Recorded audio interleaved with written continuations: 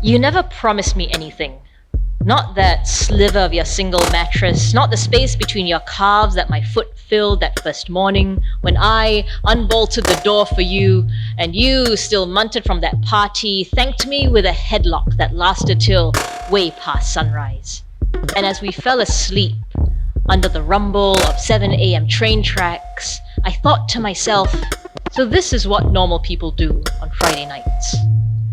If possession is 9/10 of the law, then you were mine that night. Or was it the other way around?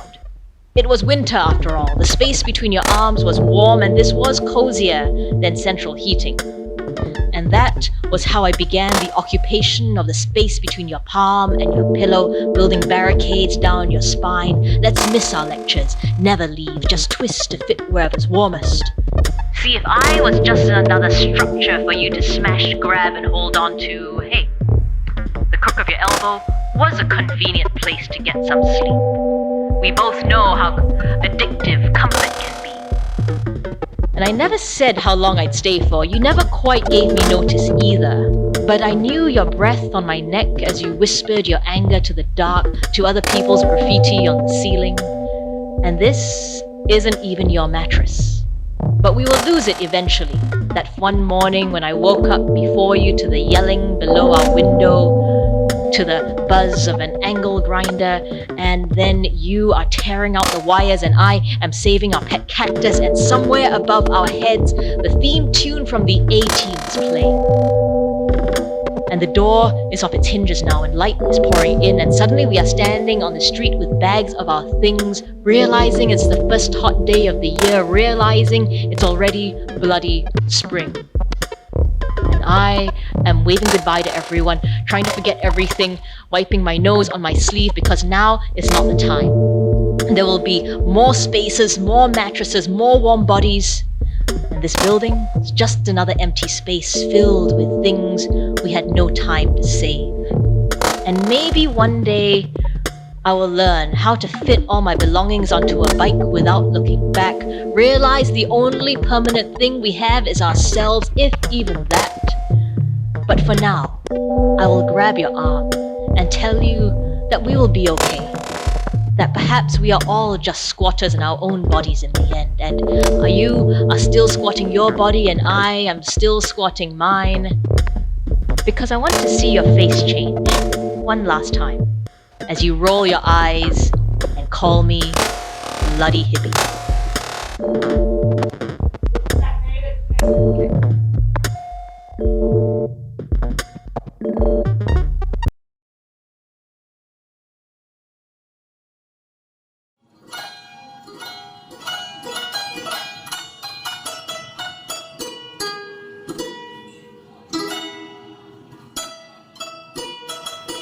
When the end of the world comes, you will be eating Hokkien mee. When the last panda dies from an overdose of Viagra in some zoo that he was sent to as some last-ditch attempt at peace-type goodwill gift from China, you will be counting how many pieces of sotong the stallholder gave you. When the oceans start overflowing and swallowing up small coastal cities, the death toll will not even reach the 6 p.m. news on the hawker center TVs. When all the fish have gone extinct and the chickens all dead from some flesh-eating version of the bird flu that also manages to wipe out 3 small countries in 2 months, it will be okay, because there will still be enough prawns left in the sea, and you don't need chicken to make Hokkien mee anyway. When the tidal waves start swallowing up large coastal cities like Sydney, LA, and Vancouver, there will still not be enough lard in your Hokkien mee. When the earth starts to crack open and swallows up Jakarta and Tokyo, you may notice the noodles on your plate trembling ever so slightly from the tremors. When buildings in Malaysia start to collapse from the tremors, tell yourself that they were all poorly built anyway. When a malaria epidemic hits Southeast Asia, remember to swallow your government-sponsored vaccine and thank God you live in a functional country. When the threat of nuclear war looks imminent, but probably won't make much of a difference at this point in history, Just tell yourself that Hokkien mee noodles grow out of the ground in a farm somewhere in Kranji. When the oceans start encroaching that little bit more on the reclaimed land in Changi, Jurong Island and the CBD, remember that you were never promised that this country would be flood-free. When the first child dies in a flooded neighborhood on the ECP, be glad you live on the 20th story. When the first families are lost to a tsunami in Pasir Ris, you will be eating Hokkien mee. When Resorts World disappears underwater, you will be eating Hokkien mee. And it will be damn good Hokkien mee, so good you will want another, but you will never get another because the stall owner will be dead, and his wife will be dead, and their son, the only other person with a recipe in his head, will not remember it because he has left to open a dessert bar which only serves people who can say the words post-apocalyptic with a straight face. So go on, enjoy that plate of Hokkien mee, for it will be the last plate of Hokkien mee that you will ever taste, that will ever be tasted in this world, and be glad, be very glad that you are. Because when that tidal wave rears up to engulf this island and there is screaming and gnashing of teeth, and you finally look up to see that wall of water about to swallow all of Old Airport Road Hawker Centre, the taste of prawn stock, lard and MSG will be the only thing left to hold on to.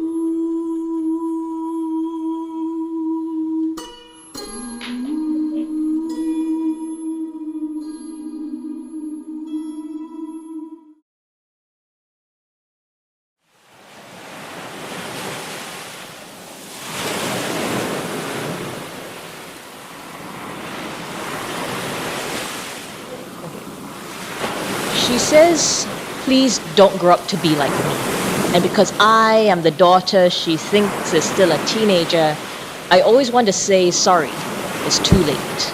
She says, please don't grow up to be like me. And because I am the daughter she thinks still listens to her, I always end up saying, don't worry. Because she keeps her ego shrink-wrapped in a box of combustible cat hair to allow room for mind to grow. She keeps her passion where her mind is, where she can't ever lose it, to justify anything her heart tells her to. Because at our house, there's always baby rabbits being born at 6 in the evening, 8 p.m. stray cat feeding, 11 p.m. post-nightmare trauma counseling, 1 a.m. last-minute algebra tutoring, 4 a.m. newborn kitten feeding, and of course at 6 in the morning, 3 children needing freshly squeezed orange juice. She taught me how to use my middle finger to its fullest potential. Monday rush hour 1995, late again for school. Step 1, make sure the asshole sees you. Step 2, slam on the accelerator so he can't get you.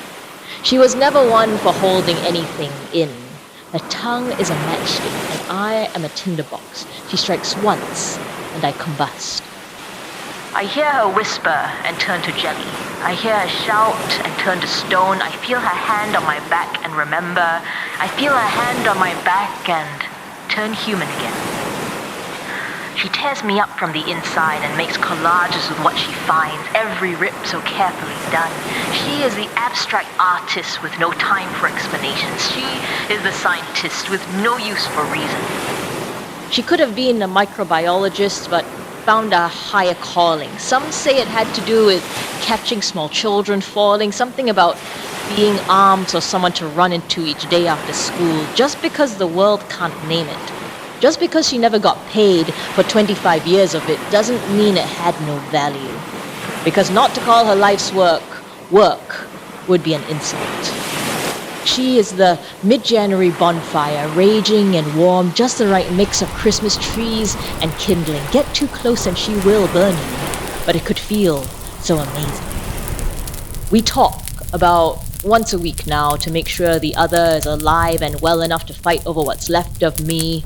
But as we hiss and we snarl over what we think to be true, I forget every time that what I really should say is, damn it, I love you too. But because when she says, don't grow up to be like me, she means she gave it all up so you would have someone to come home to. When she says, don't grow up to be like me, she means she gave it all up so you wouldn't have to. So I don't plan on growing up to be like her, for she is unplanned, more like a glorious clash of knowledge and devotion, a mix of complex chemicals to create an explosion that can only be called magical. So I don't plan on growing up to be like her. I can only hope to become half as incredible.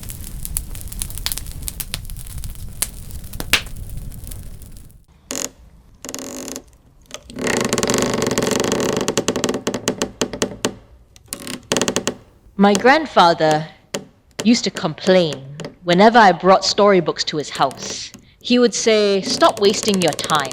Go write the stories yourself." My Kongkong's first job was a cub reporter. When there wasn't enough news, they'd get him to make it up. He's most proud of the ones that he wrote about this mysterious figure that they called the Oily Man, a half-man creature who allegedly ran amok in the streets, body covered in grease so no one could catch him. My Kongkong woke up in the 50s to British soldiers taking away his roommate at university for writing for a communist newspaper. Remembers how the lawyer they found to spring him then led a whole city out of an empire's grip, but not before taking notes from them just in case. But you could say that my grandfather made good in the end, got himself a flat screen, country club membership, 4 kids and a massage chair.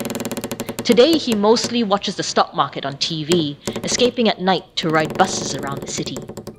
But sometimes I think my grandfather is only pretending to be a regular guy, sitting in front of the TV blind in one eye. Maybe that is how he got the job with the newspaper. Maybe he set up cameras, shot pictures of himself running around the city, grease trickling down his back. Maybe he first kissed my grandmother like that. Upside down, dripping off the side of a building. I imagine him slipping out at midnight, running through darkened alleys with other oily mans, ripping clothes off washing lines, howling into the moonlight, throwing wild, greasy parties in abandoned car parks. Maybe this is what he really does at night. But this morning, my grandfather's hands are too shaky to put drops in his eyes. As I help him, he reminds me of one thing: to never ever feel sorry for him. Remember, he tells me, one day you too will end up like this. My Kongkong, he's lived long enough to understand that those who stay alive long enough will all come to the same end. The best of themselves distilled into stories for the grandchildren, part complaint and part fiction. How the stock market will always crash and rise again, and every time you leave your house, the city skyline will have changed again. But there will always be a side to you that your grandchildren will never understand. Like that puddle of oil at the foot of your massage chair, or how you slid right out of that soldier's hands.